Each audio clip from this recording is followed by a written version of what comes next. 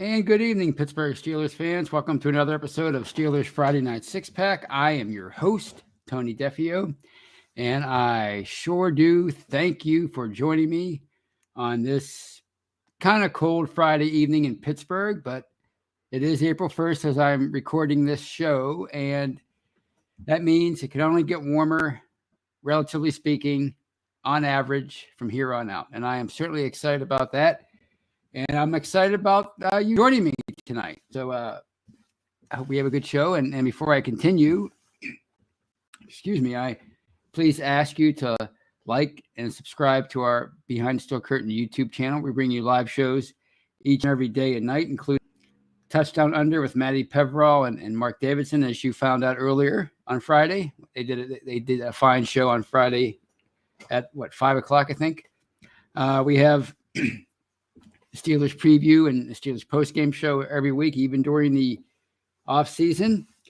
We have the Scobro show with Dave and his brother Rich. We have, of course, Know Your Enemy with Michael Beck and Jeffrey Benedict. That's in regular season. And in the off-season, it's called The Curtain Call. Let's see what else we have. I think that's it for the live show. Oh, The Hangover. Did I say The Hangover? Yes, The Hangover with Brian and Shannon and yours truly every Monday. And, of course, you can catch all those live shows also live on Facebook. So if you're on Facebook right now watching me, hello. Be gentle, as I always say. Be kind.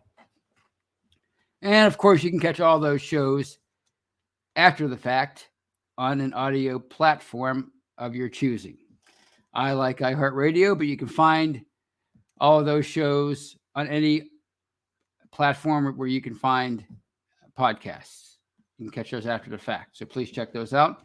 And of course, we have a whole team of audio-only podcasts, including From the Cutting Room Floor with Jeffrey Benedict, The Live Mic with Michael Beck, Let's Ride with Jeff Hartman, The Stat Geek with Dave Schofield, and of course, what Ian's talking about with Kyle. So please check those out. And again, you can catch those on any audio platform. And please check out Behind the Steel Curtain, the website. We bring you news, commentary, film breakdown, anything Steelers news related. We'll have it for you. Anytime a story breaks, those guys are always on it. Lickety split. So please check that out. And let's say hi to the folks in the live chat. Who was number one? Who was the first one in? Having some technical difficulties, but here we are. All right, let's see who was the first one in tonight. Kathy Ford, she says, hey, Tony. Pittsburgh Owen asks, how are you? I'm doing great, Owen. Terry Glover, Clarence Washington, he says, hey, Tony. Steeler Chick 46, Greg W. from YouTube. Jared Double from YouTube, Eric Dove. Let's see, my man Terry, my good friend Terry Milas. He's I just had coffee with him the other day. He's a really good friend of mine, and he's joining us. Tyler Jacobs from Facebook says, "What's up, Tony?" And I think that's Steelers Pittsburgh. So I think that's everybody. So I hope everybody's having a good Friday, and I hope we have a great show. It's a collaborative effort. So you guys help me make the show. And as the title suggests, it was a pretty uneventful week again. What's the third week of free agency now? And not a whole lot happened. They signed Carl Joseph to a one-year contract on Thursday. The Steelers announced that move. He was with the team, in theory, last year. He was basically on the practice squad, and he appeared in 2 games. Didn't really make much of an impact. So they have him back in the fold. It remains to be seen if what plans they have for him. Is he going to be a backup? Do they have plans for him to be the starter? Which I'm not going to lie, I kind of hope not, but you never know. I was looking up his stats, and I mean he started 25 games since 2017. We're talking about a former number 1 pick, a former top 15 pick, I believe, out of West Virginia. So, they say he's a reliable veteran, or is he even able to give them reliable backup reps at this point. I think that would be a bit premature, to say that. He's really not done a whole heck of a lot in recent years. So I'm guessing at this point they're when it comes to the strong safety position anyway, probably a lot of the other positions too, but strong safety, I'm thinking the Steelers are waiting to see what Tyrann Mathieu, what he eventually signs for, if he does sign a contract in the very near future. And I think he's considered to be the top free agent, strong safety on the market, one of the top free agents, period, on the market still. So I think once he signs, that will allow all the other dominoes to sort of fall, and guys like Terrell Edmunds can see what the market is for them and what they can sign for.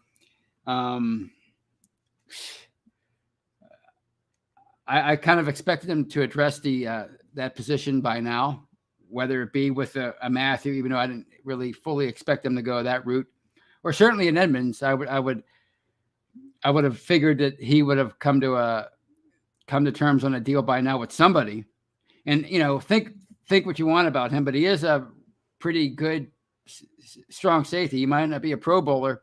He might be a bit of a reach as a first round pick, but he is a pretty solid, strong safety. So the fact that he still remains unsigned, that tells me that he wants a little bit more than teams are willing to give him. He posted a cryptic tweet on Friday, decisions with a light bulb, and then had the internet aflutter as always. And these athletes, they're constantly on there posting cryptic tweets, and I guess if I were them, I'd do the same thing. If I can get that kind of a reaction out of fans, I would be posting cryptic tweets all the time. And I'm sure a lot of them do it just for fun. And today is April Fool's, so, and maybe that's what that was. But I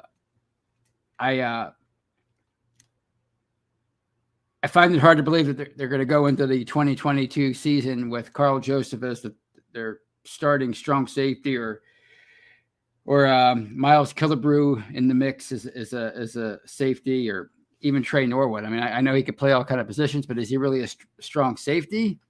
I don't think he's, if anything, he's a free safety. But we'll see.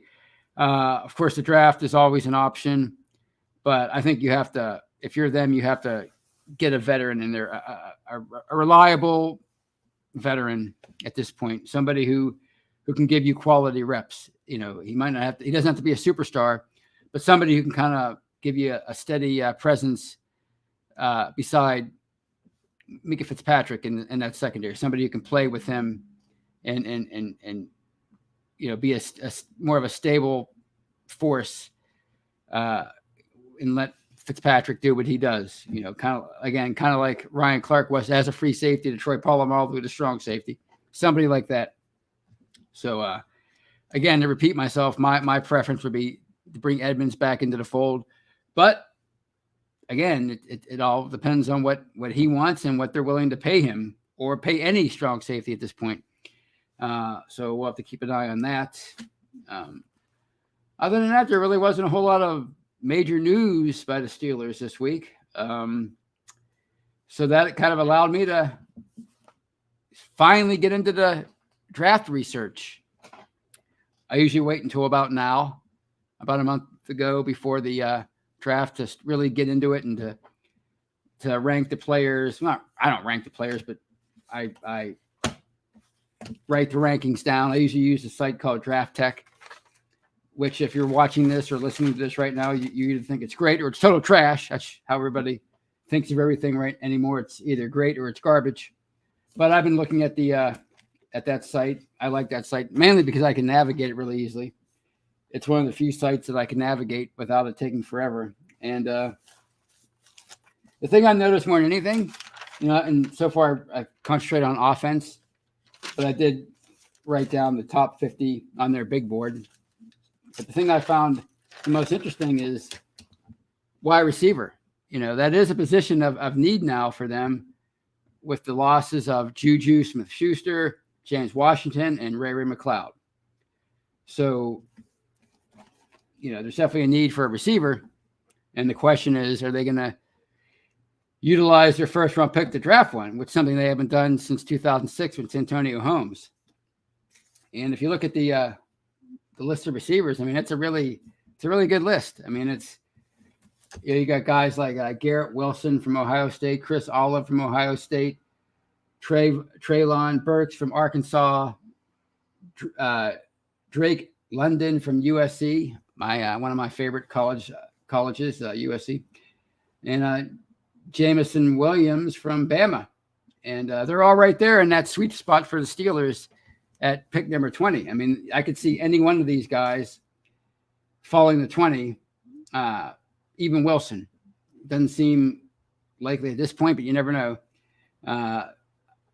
Definitely they're going to have a shot at a quality wide receiver at number 20. So is that the direction they go? It's something that I'm going to keep an eye on, because I didn't realize how good this receiving core was until I started doing the my own research, as they say. The thing I found interesting about the offensive line is like center. Other than Tyler Lindenbaum, there really isn't any first round value at the center position this year. Last year, it was considered a much deeper class than this year. So that might be something. Like I didn't really think that they would go with a Lindenbaum because they signed Cole and because they probably still believe in Kendrick Green after a year. And why wouldn't they? He's only going into his second year, and they drafted him in the third round last year. And it doesn't mean just because he struggled last year doesn't mean he can't get better. But if you look at this list, Lindenbaum is listed as the 20th overall prospect, at least on Draft Tech, on their board. And after him, you have Alec Lindstrom from Boston College. He is on their board ranked 102nd. So if Lindenbaum is there and you see how deep receivers are and of course tackles are a little bit deeper than is the center position, makes you wonder, would they pull the trigger on a Lindenbaum? And of course you have the offensive tackle position, and forgive me if I butcher these names, but Evan Neal, he's the top tackle listed. I think he's the top tackle on everybody's board at this point. No matter which big board you go by, I think he's the top tackle, maybe even the top prospect in the entire draft on some boards. But after him, you have Ikem Ekwonu, I think that's how you say his name, from NC State. Charles Cross from Mississippi State. He's like a top 15. And of course, everybody's favorite, because he's projected to go around where the Steelers are drafting, is Trevor Penning from Northern Iowa.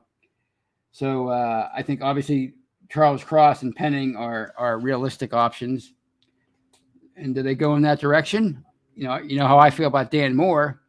I like him a lot.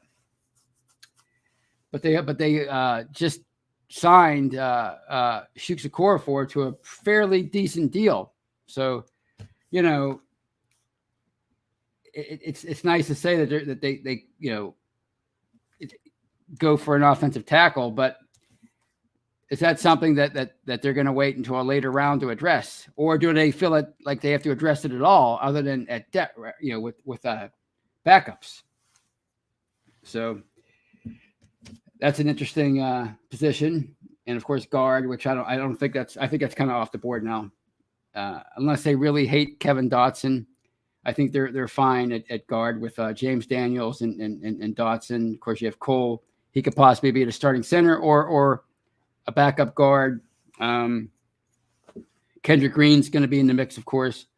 You have Joe Haig, who could play anywhere except for at center. So I don't think they're going to go and draft a guard with a premium pick right now. Tight end, of course, they're not going to. I don't see them going in that direction. Running back, I mean, obviously, there's a cry every year for for a quality backup to whoever is the starter. And this year, of course, it's Najee Harris, who they drafted in the first round last year. And I'm looking at guys like Breece Hall from Iowa State. He's the top ranked running back on I think most boards. Kenneth Walker from Michigan State. I could certainly see them addressing that position in the third or fourth round. It seems like the kind of round they bring in a backup running back. You remember 2017? I think it was 2017. Yeah, they drafted James Conner with one of their third round picks, and he was Le'Veon Bell's backup for what, a year, and then of course you had the ugly departure. Not really that ugly, but the unfortunate departure of Bell due to contract circumstances, and Conner became the starter by year two. Of course, I don't think that's going to be the case with Harris. He's obviously pegged to be their workhorse running back for the next 4, 5, 6 years. But there's definitely room for a good backup. So that's all I have so far. I've been looking at the cornerbacks too, and there's a lot of decent names on there, a lot of decent prospects, but there are every year, because the cornerback position, like edge and defensive line, those are premium. They're considered premium positions. What's the saying? You pay the quarterback, you pay the guy the quarterback throws to, you pay the guy that gets after the quarterback, you pay the guy that protects the quarterback. So obviously, cornerbacks and pass rushers are usually pretty high profile players on draft day. So, guys like Ahmed Gardner and Derek Stingley, they're probably going to be gone by the time Pittsburgh picks. But, people like Trent McDuffie and Andrew Booth, they might be, or Roger McCreary from Auburn, they might be possibilities at 20. There's so many different ways they can go this year in the draft. But of course, people are focused on quarterback because it's the first time in 18 years they've really had to worry about that. But the more I think about it, I have no doubt that Malik Willis is going to be gone by the top 5 or 6 spots. You got Carolina, you have Atlanta, the Saints need a quarterback, and then of course, I doubt they're going to have their pick of Matt Corral, Kenny Pickett, and Sam Howell or Desmond Ridder or whatever at 20. So a couple more of those guys is probably going to be gone. Desmond Ridder's stock's really starting to rise. You're starting to see him mocked more and more in the top 20. And of course, everybody knows Kenny Pickett is a top prospect, and he's probably going to be gone by the top 10 or 12. So it's going to be one of the more interesting drafts I've seen in a long time, because quarterback is certainly in play this year. And say what you want about this quarterback class, but there are no guarantees in any draft class. I don't care what you say about the 2023 class. There are no guarantees that it's going to be a strong class by the time that draft gets here. So I don't know. If I have a feeling they're going to have a chance to draft Matt Corral or Desmond Ridder, or they're going to have the choice of between both of them. And if one or both of those guys is there, are they going to pull the trigger and bring in a developmental quarterback, somebody that they feel can sit on the bench for a year and learn the system while Trubisky does his thing? Or are they going to go in a different direction? Are they going to go for an offensive tackle? Are they going to go for a receiver and sort of bring in a playmaking receiver to go along with Deontay Johnson and Chase Claypool, who it wasn't long ago that people were really high on him. Now he's kind of radioactive as far as a lot of the fans are concerned. But if you look at that receiver position, they're really one major weapon away from being a pretty potent group again. I mean, you bring in a big play receiver, a productive receiver, potentially anyway, and you put him in the mix with Claypool and Johnson. Suddenly, you have a good receiving core again. Right now, it looks pretty barren there, that group, but one more good player and suddenly you're looking good again. So those are my thoughts on the draft so far. I'm sure I'll have more thoughts before the show's even over. But I think the most interesting thing to come out of there were a lot of interesting things to come out of the owners' meetings this week. But I think, as far as the rules are concerned, they changed the overtime rules for the postseason, like I figured they would. And now each team will have at least one possession in overtime, regardless of whether or not the team that wins the coin toss or gets the ball first scores a touchdown. So if a team scores a touchdown on its first possession of overtime in the playoffs, the other team will have a chance to answer that. So I knew it would happen. I knew the uproar over the Bills-Chiefs game would be too much for the league to ignore, and I figured they would. It seemed like the easiest thing to do would be to just give each team a possession, regardless. That's the easiest solution right now. I didn't see a need to have a full 15-minute overtime period. I think it's to me, it makes the most sense to do it the way they did it. I would have been fine if they would have kept it the way it was, because, like I said, the defense has a chance to stop the offense and score themselves. And people say, well, that's not fair. It's an offensive league. Yeah, okay, it is an offensive league. It is a passing league. But there's a reason why pass rushers and cornerbacks make as much money, almost as much money as quarterbacks do nowadays. I mean, you look at some of the deals. Look at what T.J. Watt got last year. There's a reason why they gave him $80 million.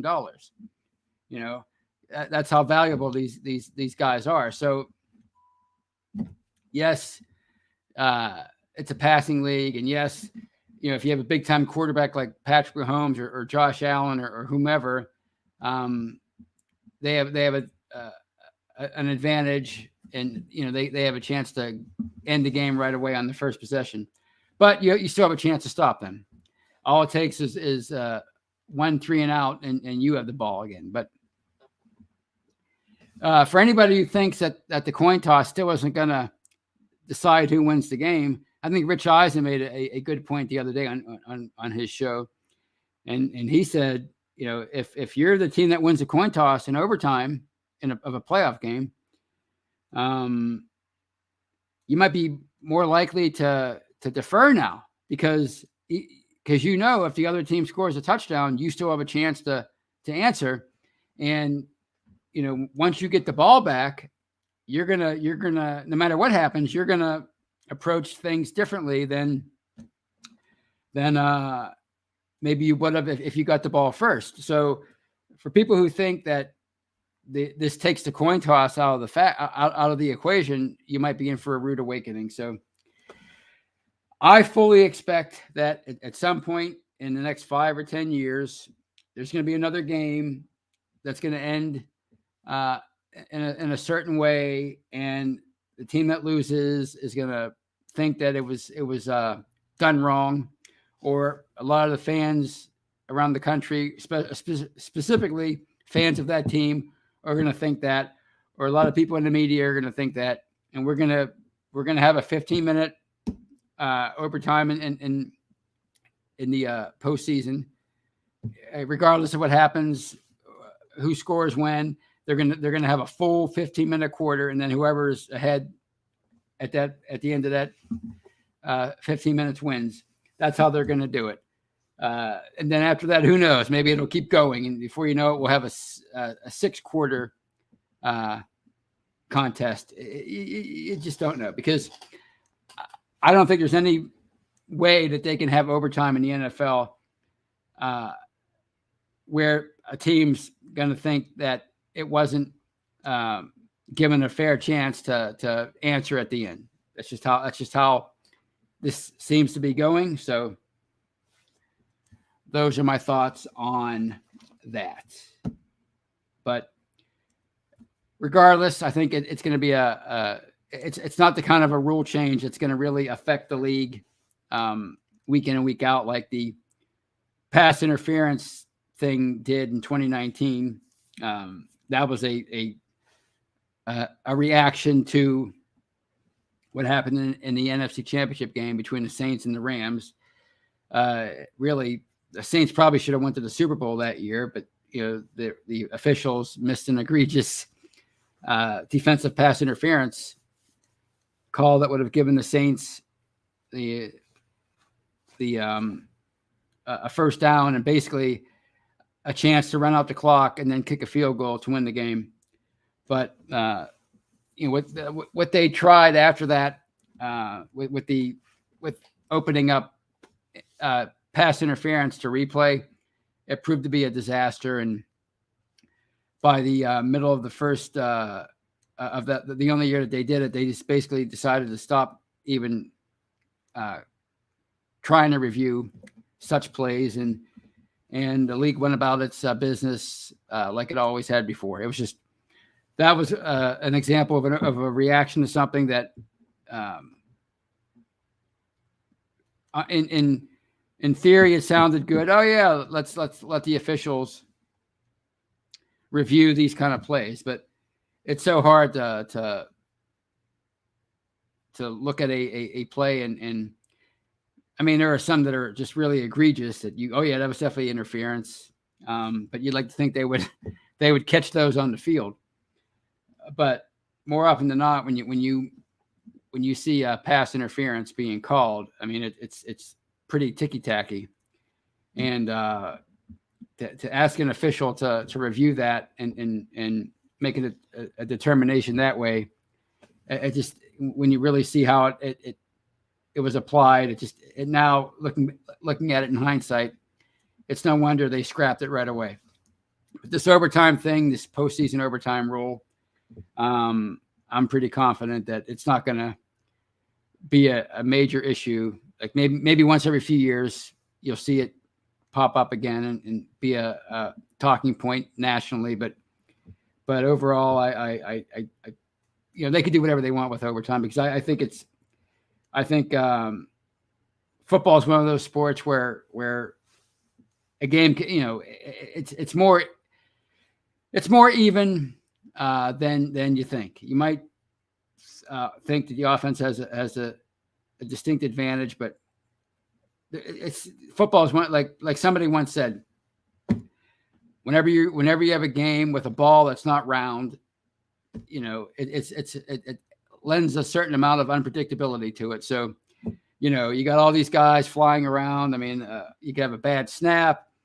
You could have a linebacker come into the backfield clean and sack the quarterback and strip him of the ball. And next thing you know, you're running down the field with a defensive touchdown and the game's over. So, it's not that big a deal to me.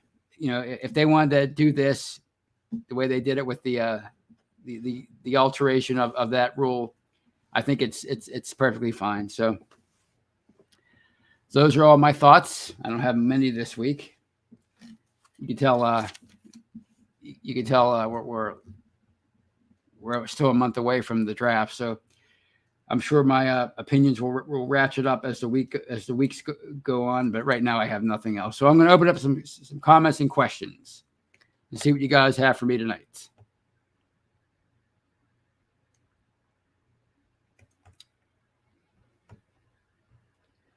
Christopher Levin says, with all the refs and cameras out there on any given Sunday, there's no excuse to miss an egregious call. Yes, well, that's true. But those things happen every now and then. It is what it is. These are human beings. The problem with the pass interference thing is at the time that they missed that call, there was no system in place to review pass interference, so that it couldn't be reversed.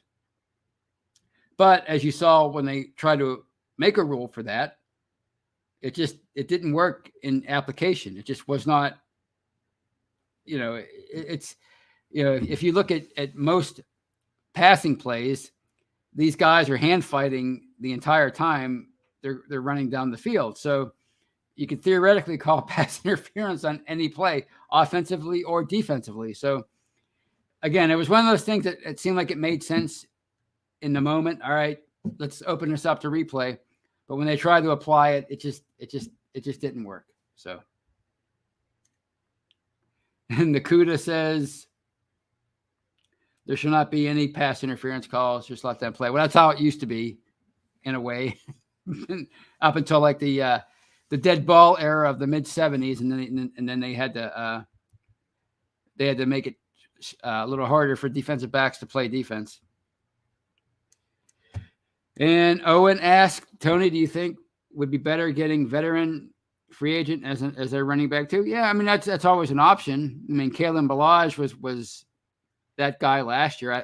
I think he's still on the team. It's always an option. I mean, those kind of players are usually always available. But you still have Anthony McFarland on the roster as a former 4th round pick in 2020. I mean, he really hasn't done a whole heck of a lot over his first 2 years. They tried to implement him more last year. We'll see what they do with him in his going into his 3rd season. But they could always bring in another veteran. In fact, I wouldn't be shocked at all. The only question is it going to be a quote unquote quality veteran, which I doubt they'll be able to find one at this point, but you never know. Clarence Washington says, can't wait for the draft. You and me both, Clarence, and for many different reasons. I mean, the talk and the speculation, I mean, it's getting kind of, it's getting to be a bit much. Let's just say there's a reason why I wait until about a month or so before the event to really get into it, because, first of all, I love watching the playoffs, even if Pittsburgh's not in it. Like, I don't go into mock draft mode the second that the Pittsburgh season ends. So I like watching that and paying attention to that. Then you have free agency. That usually has a lot to say with what they do in the draft. If you look at this year, James Daniels, Mason Cole. I mean, now you have 2 younger guys that you just threw into that line. You have Dan Moore. You signed Shooks. Is there really a need to draft somebody in the 1st round, whether it's a center, guard, or tackle? It doesn't appear that way right now. But then again, you have wide receiver. You lost 3 guys in free agency. So now that makes that position a much greater priority. So that's kind of like why those are a couple reasons why I wait. You can only do and watch and read about so many mock drafts before you just start losing your mind. So I like to wait until about a month. And now when I look at these mock drafts, it seems fresher to me. Like, oh, okay. Like, looking at a lot of these guys, I mean, I'm really excited about Kyle Hamilton, safety. Even though I don't think he's going to make it past the top 2 or 3. He's from Notre Dame. I like him a lot. I've been studying a little bit of his game. I like Garrett Wilson a lot. I'm just going down like some of these names that I've been studying these past few days. I'm intrigued by Drake Johnson, the receiver from USC. I like USC receivers. Of course, Lindenbaum is everybody knows about him. Penning, everybody knows about him pretty much by now. Charles Cross is an interesting prospect. He's like a top 10 tackle on, he's a top 10 prospect, but he's up there with the top tackles, but a lot of people are like, I don't want them to draft him. But what if he's there? I mean, that's somebody who could possibly be a guy who could start from day one. But it's complicated again because you have Dan Moore, who you drafted in the 4th round last year, and he started for you the entire season, and you just signed Shooks to a new deal. And I realize that, it's not, his contract probably isn't worth the paper it's written on, meaning, they could probably get out of it after a year or so, but still, that's a lot of money you're investing in that guy. I don't know. It's there's so much to consider. And Owen says, Andrew Booth Jr., if he falls, you never know. Shane Giggle says the draft will be fun. Steelers Pittsburgh says, you don't like reading mock drafts. I mean, there's just so many of them. There's just so many, and people come out with them every day, and there's a reason why they do it, because it's a big deal. It's a popular thing. I mean, like any Tom, Dick, and Harry could write a mock draft, and people are going to react to it. That's just how it is. That's why they do it. But no, I kind of get tired of it because it's each one is different, and they have ones where they trade up, they trade down, all these things. And, what really cracks me up is, like, I'll do a fake one every few years for April Fool's Day. And people get mad at me. But really, when you think about it, every mock draft's fake because you don't know what these teams are going to do. Last year, I had everybody, I think, had the Bengals drafting Penei Sewell, tackle, because the Bengals needed a lot of help on the offensive line. And they went out and they instead of that, they drafted a receiver, Jamar Chase. And it turned out to be a great move because he was the best rookie receiver in the NFL last year, and the Bengals made it to the Super Bowl. So you might say they might have won it if they had better line play, but then again, maybe they don't make it there at all if they don't have Jamar Chase. So, but that's one example of people were certain the Bengals were going to draft Sewell, and then they wound up drafting a receiver. So it is fun. To me, it's fun from now moving forward. From now until the 28th, and then a week or so after the draft. That's a lot of fun for me. I like learning about these players. I like, looking at the mock drafts. I like doing mock drafts and kind of predicting where these teams are going to go and what's going to happen and what the Steelers are going to do. But I just don't like doing it for 4 months. Sue me. I just don't think it's fun for 4 months. It's just not other people, that's their thing. They love it. They love talking about the draft the entire time between the end of the Steelers season and the draft. Some like doing it 12 months out of the year. Some, I swear, they like the draft more than they like actually watching the NFL. And I bet you there are a lot of people who secretly are like that. But I'm just not one of those people. So, but it is fun to do in April. It is a fun exercise to study these draft picks, or prospects, I should say. Get to know who they are. Get to know, who the top guys are at each position.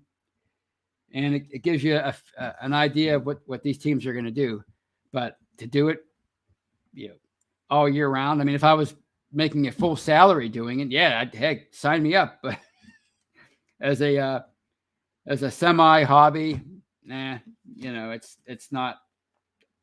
I like the actual game, and I get really sad when the season ends, and I know I have to wait 7-8 months before the next real game starts. So, what else we have here? Evan Bachman from YouTube says the first rounder will come from the pro day visits. You're exactly right, It happens every time but one. Yes. Usually that's a pretty good indication. But, I mean, you look at their pro day visits. I mean, they visited every big-time quarterback prospect in this year's draft. So just by that alone, it increases the odds that they're going to pick a quarterback. But, they signed Mitch Trubisky. So I don't know.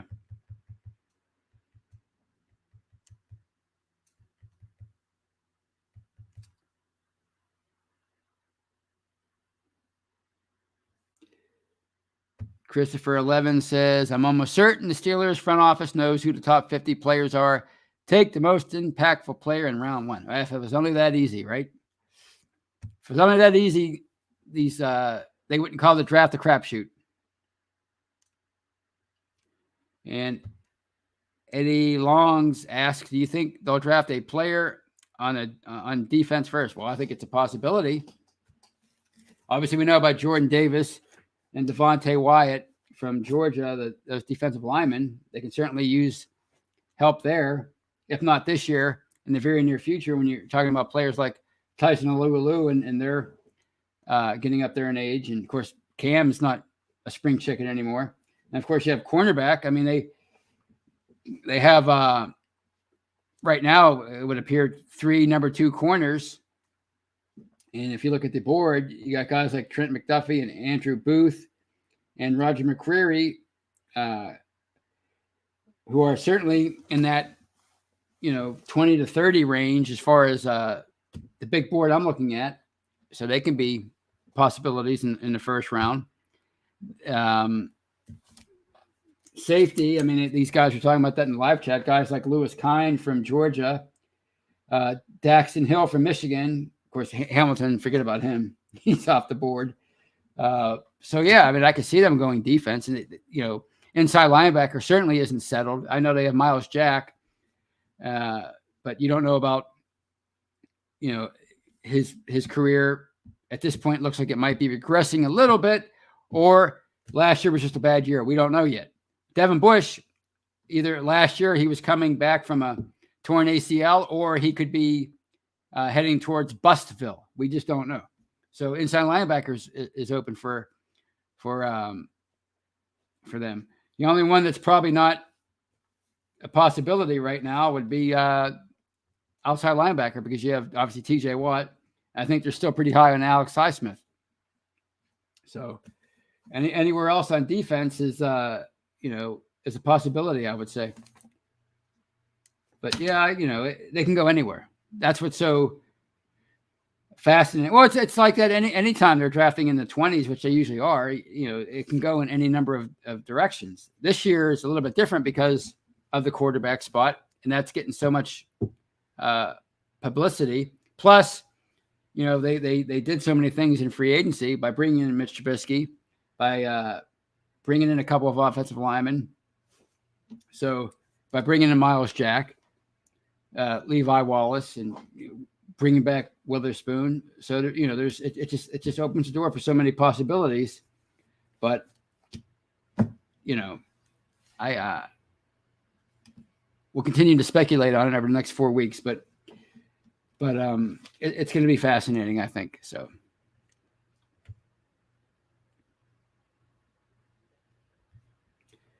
Michael O'Malley asks, Tony, do you actually think we take one of these project quarterbacks?